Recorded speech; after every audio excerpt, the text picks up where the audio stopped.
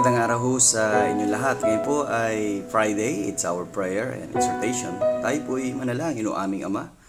Maraming salamat sa araw na ito at pagpalain niyo po ang pamilyang Pilipino na sila'y tumanggap kay Jesus na maging kanilang Panginoon at tagapagligtas sa pangalan ni Jesus. Amen. 1 Thessalonians chapter 2 and verse 9, For you remember, brethren, our labor and travail, for laboring night and day, because we would not be chargeable unto any of you.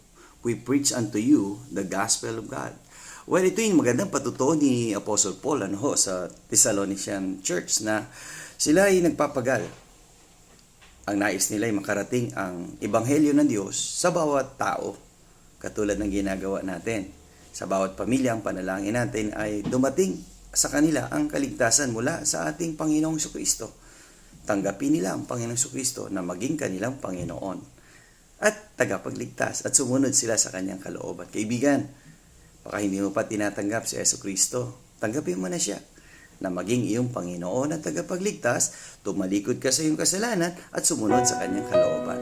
See you again tomorrow sa ating Strong Family Prayer and Exhortation.